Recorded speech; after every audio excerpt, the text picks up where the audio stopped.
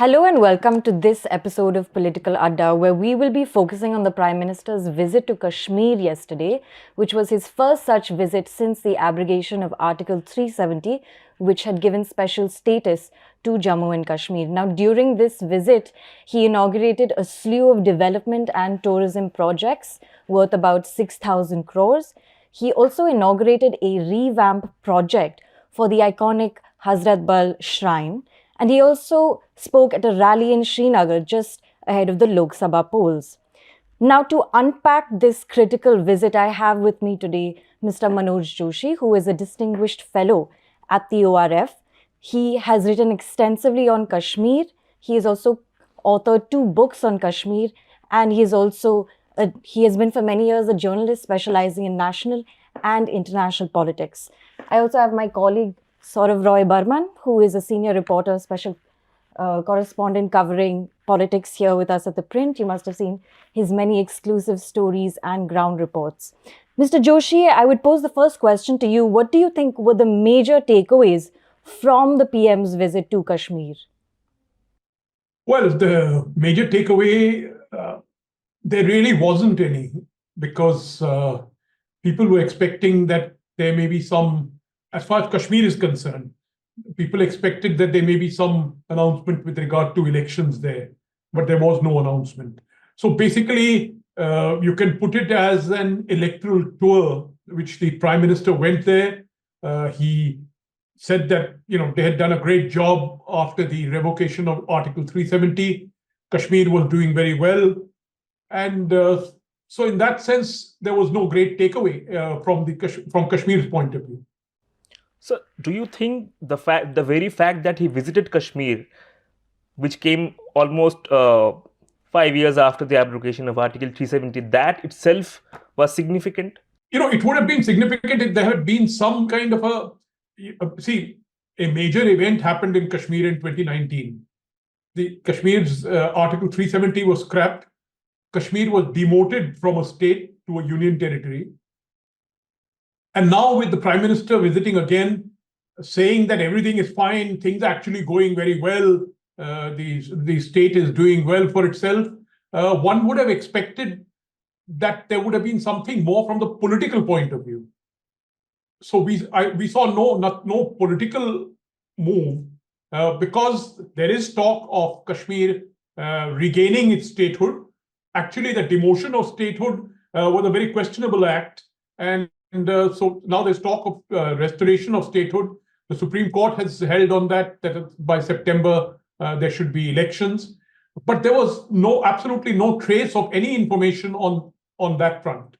And how do you see this visit ahead of the general elections? Some analysts are saying this was an outreach to the Muslim community. How do you see it? Okay, well, you see, from the Lok Sabha point of view, from the Kashmir doesn't really matter. It's got 2 MPs, and Jammu, where the BJP is strong. He has visited before. So the visit to Kashmir is not so much about trying to win the election there, but it's more of a visit which is showing the rest of the country, that I'm in control, everything is fine, whatever we've done in terms of our policy is working. So from that point of view, he wanted to go to Kashmir to demonstrate the fact that an important policy of his government was actually doing very well. So on the question of statehood, the centre has been fairly non-committal. So what do you think is holding the centre back from restoring statehood to J&K? I really don't know, because the point is that the fact that even the demotion was remarkable, because I can understand a union. In my life, I've seen union territories becoming states. But this is the first instance where a state was demoted. I don't know whether the Supreme Court judgment actually looked into that particular issue. I don't think so. But I wish there had been some light thrown on the ability of the union government to demote one of its constituents. So I'm not sure about that. So So you're right that no one seems to be saying anything. The delimitation also has been done. The delimitation of new constituencies has been done. It has not been announced, I think, but the reconstitution of statehood, that would be important because we have to follow the Supreme Court's instruction that by September 30th there ought to be elections there. Then I presume that state has to be reconstituted, and something has to be done in Ladakh. Because if Ladakh's going to remain as a UT, there's a problem in Ladakh. There are issues. People are raising issues there. So I'll bring you back to PM's visit. He said, "I'm here to win the hearts and minds of the people of Jammu and Kashmir." Well, hearts and minds actually is a very important concept when it comes to counter-terrorism, anti-insurgency, this thing. But this is mainly a kind of a thing which militaries are told to do. Militaries and police are told to do. They're told to win hearts and minds if they're to win the insurgency campaign. So now the fact that he's saying that I have come to win the hearts and minds, there is probably a presumption that he hasn't won them, that he never had them, he didn't have them, and that he was making an effort to get them. So, and in that sense, he probably is correct, because the point is, whatever may have happened, the separatist feelings, number one. Number two, the insurgent campaign has not really been dealt with effectively. We have seen last year in the Poonch Rajouri area, there were a number of incidents where the security personnel were sort of killed. So it's not as though insurgency has ended. The thing is that Kashmir has been flooded by security forces. There is a major effort by the security forces to keep things in check. Last year I think 33 security force personnel were killed. So it is still a big number. It's still a big number. It has come down, but it's still a big number. And insurgency is very much there. And insofar as the feelings of the people there are concerned, the valley is concerned, I suspect the people are still extremely unhappy. And we have seen this whole drama play out on the question of, is Mirwais Umar Farooq under arrest, house arrest, or is he not under house arrest? So the local government is also playing, the UT government is playing its own games. And we have seen how the Supreme Court has wrapped them in the knuckles on this issue of criticizing Article 370's being removed, and said that people have the right to protest. You see, if you protest in a certain way, there is no problem with that. But to immediately charge that person with separatism, terrorism, etc., and all the draconian laws out there, I don't think you have won the hearts and minds that way. So you are essentially suggesting that it's time to go beyond political rhetoric. Yeah, we need to go. See, when Article 370 was removed, the rhetoric immediately after that was that Kashmir is going to be flooded with development projects. Kashmir is going to be transformed. So much money will pour in, and there will be so much investment, and this will happen, that will happen. I don't think that's happening. Because, particularly private, the money might come into the Jammu area, but it's unlikely to come into the north of the Panihal Pass, because it is still a disturbed area. It is still a disturbed area. There are still terrorist actions there. We've seen last year some Pandits were killed. They were shot out there. Many of the people who had come back to take up jobs in the valley were also killed. So it's still, if it's one person's life is at stake, it's not. You cannot then say that it is no longer a disturbed area, or it's only one person, or only two persons, because terror has a particular effect. What happens is that you shoot one person, it terrifies a whole lot of other people. That's the whole point of terrorism. And I think for the government to claim that there is normality there, that normalcy there, is absolute, it's a big absolute question mark before that. If we could for a moment also speak about the Hazrat Bal Shrine, the revamp of that, and PM Modi went there to inaugurate. The revamp of? He launched a redevelopment project of Hazrat Bal Shrine, as she pointed out. Of Hazrat Bal? Hazrat Bal Shrine. Which is, as you know, an iconic religious site. It's even believed to house a relic, specifically a strand of hair from the beard of Prophet Muhammad. Now, we had written also, in fact, about the reactions from various countries and embassies here in Delhi. And in fact, one Afghan diplomat who is currently seen as the de facto head of the Afghan embassy here in Delhi praised this specific development project. And I was speaking to some experts as well who said, this can be seen not just as outreach to Indian Muslims, but as well as, outreach to the Arab world. And they said that given, Modi's visit to Qatar and UAE recently, which was seen in a positive light, and a deepening of ties between India and the Arab world. So specifically on this, how do you read it? No, I think, these kind of things are basically symbolic. So you're undertaking symbolic action. Hazratbal is a very symbolic place for the Kashmiri Muslims. Sheikh Abdullah himself realized it. One of the important development projects that he had was Hazratbal. You see, so but these are symbolic. The issue is not that at all. The issue is political. The issue is political freedoms. You see, and I think you can you can transform the place economically, but you may still have the political issue there. How do you deal with that? How do you deal with alienation, political alienation of the people? And you certainly don't deal with that by showing off flashy projects.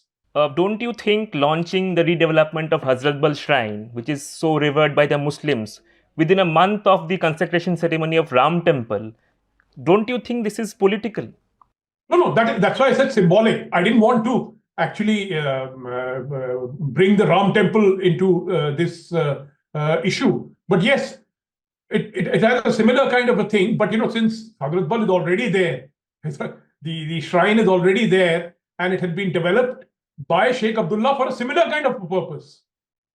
It was the use of religion for politics. Sheikh Abdullah did it in his time, and Mr. Modi is attempting to do a similar thing with the Ram Temple, meaning using religion for politics. But I'm saying that leave aside the Ram Temple and the Hindi heartland area. If you take just Kashmir, the point in Kashmir is alienation of the people, political alienation. And you have to address that. And I don't think that just by saying I will do this and that with Hazratbal is going to make any difference. So, would you suggest that post Article 370 abrogation, the sense of alienation among Kashmiris has increased? Yes, it has increased because, you see, look, 370 was already a hollow article. Most of its key provisions had been undermined. There was nothing left in 370. But there was a symbol there. Article 370 symbolized for the Kashmiri people that they have a unique status in India. Now, that unique status was deliberately given to them. Flag and their own constitution was deliberately given to them because of these very special circumstances under which they came into the union. You have to understand that there was a history. They didn't just come into the union like Bhopal or Patiala or some of these other states. They came in certain specific circumstances. There was a war there. And there were the efforts by Pakistan to capture that area. So in those circumstances, the Indian side, and there was pressure. It went up to the case went up to the UN, and even today it is there in the books of the UN. And even today the UN says the UN resolution says you must hold a plebiscite there. So the BJP can always turn back and say even the Supreme Court. The BJP can always turn back and say that even the Supreme Court has upheld the abrogation. Yeah, Supreme Court is Supreme Court. There is also the United Nations. No country in the world, including our good friend, the United States, recognizes that the Jammu and Kashmir state is a part of the Indian Union. No one recognizes this. They all say that this is a problem which must be discussed by India and Pakistan. So Supreme Court can say what they want. We can say what we want. But there is a certain history. And in that history, what has happened is that for the good or a bad, it went to the UN, and the UN took a particular stand. That stand has yet to be vacated. The Security Council is yet to say that, okay, that's over. We are no longer interested in that. You see, so it's very much there. And even today, it's my belief that the Kashmir issue can only be settled through political negotiation with the people there, and bringing Pakistan into the equation. I'm not saying you concede anything to Pakistan. In 2007, 2008, there was a 4-point formula drawn up for Jammu and Kashmir, for Kashmir. And Prime Minister Manmohan Singh told the Pakistanis that we can have any settlement, but there will be no change of borders. So it is possible to have a settlement with Pakistan. It's not impossible. But the point is that right now what we see is that neither with the Kashmiri people in the valley nor with Pakistan is there any kind of political movement. All you are seeing is a claim that everything is fine, things are growing spectacularly, Kashmir is doing very well, so that's a unilateral claim. So, but the fact remains that there is very little possibility of restoration of Article 370. Even the opposition parties in India, they are not really committing to that, even if they come to power. Even if the Congress consistently shies away from addressing that question on whether they will restore Article 370 if they come to power. No, so therefore, that is why I didn't say that you have to have the plebiscite or you have to have this. All I'm trying to say is that you have to have a political negotiation. I'm saying there must be a negotiation. There must be, you must reach out to the people, the political forces there. Instead, what happened in 2019? We even put into jail people of pro-India parties. Now, there are clear pro-India parties. I mean, Sheikh Farooq Abdullah and the National Conference are very clear-cut. They stand on any platform and they declare that they are a part of India. And yet, they were also put into jail. So what I'm saying is that no separatist movement can be dealt with purely through police means, purely through military means. There has to be a combination. I'm not saying don't fight separatism, fight terrorism, kill the terrorists if necessary, arrest them, detain them, but simultaneously carry out political outreach amongst the people and win their hearts and minds. That's where hearts and minds comes in. So on the question of, since you mentioned NC and PDP, right now we don't have a timeline on elections in Jammu and Kashmir. We don't know when polls are going to be held. But the fact is the Gupkar alliance is completely disintegrated. The NC and PDP do not see eye to eye anymore. So how do you read the political state of play in Kashmir today? You see, given the fact that most of them have been under enormous amount of political pressure, and the BJP has its own pressure on those parties, and they're trying to develop their own supporters. One of the areas, for example, is this doing away with the scheduled tribes protection in Kashmir. So offering that to other parties, other hill people there. So there are lots of things still happening. There are lots of things in the equation. What has happened in 2019 is that everything has gone topsy-turvy. You cannot go back by the old realities. That's why I said that when you are jailing people who are pro-India, you see, so what are you calling? Why did you jail them? Why did you suppress them? Were they separatists? Meaning either they were separatists or they are not separatists. So did Farooq Abdullah suddenly become a separatist? So I'm saying that right now the situation is very confusing and confused, and only when the statehood is restored, we will get a measure and we get some idea of how the delimitation is falling, because there is a shift in the delimitation. I don't think the delimitation exercise was all that innocent.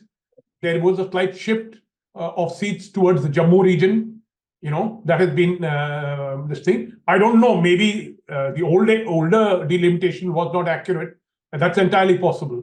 But all I'm trying to say is that there is still too much confusion in the situation to be able to forecast that this is the way things will go. Of course, BJP being the government, being the union government, they are in the driver's seat, and as I told you, they are using all kinds of laws for all kinds of purposes, unleashing repression on domestic opinion. Journalists have been in jail for I don't know how long. The local Kashmiri press has been virtually destroyed.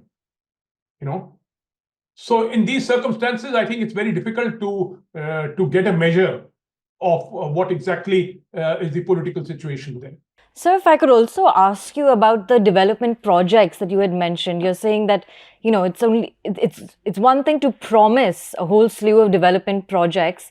It's another thing for them to materialize. Now, a lot of these have been announced in Jammu as opposed to Kashmir as well. For example, even when India signed the FTA with the UAE, DP World, which is basically the industrial arm of the UAE government in Dubai, had promised setting up an industrial park, food parks and whatnot in Jammu and Kashmir. How do you see these FDI investments? Sure, they've not materialized as yet, but what signal do you think they give maybe to our next door neighbor? How do I see these promises of FDI by foreign governments like the UAE? Nothing has really come. A lot of promises are there. There's a lot of promises. But you see, the question is that if private capital will only come if there is stability, meaning if I'm a private businessman and I've said that I'll set up, let's say in Kupwara, I'll set up a hotel. Now, Kupwara is a disturbed area. What will I get there? Nothing. I would rather use my capital, set up a hotel in Goa. So the point is that there is no visible indication, to my knowledge, that anything significant has happened from the development point of view in Kashmir. A lot of promises have been made. A lot of this business that when you have these business meetings and all that, businessmen come and they commit, they sign MOUs. So you can show me MOUs which are tens of thousands of crores. But show me the money on the ground, then I will tell you. You show me the money on the ground, where is it been deployed, how it has been deployed. And we know in Kashmir, that what are the areas in which Kashmir would benefit. Agro industry, for example, is one particular area. Tourism is obviously second area. But all of it has gone for a 6. Meaning, Srinagar, you still have some amount of tourism. Srinagar, Pahalgam, Gulmarg. But in Kashmir has a huge tourism potential, which is completely cannot be utilized. Well, on that note of show me the money, we'll be wrapping up this episode of Political Adda. Mr. Joshi, thank you so much for joining us. Sourav as well. I'm Pia Krishnankutty for ThePrint. Thank you for joining us. Okay, thank you. Thank you so much, sir.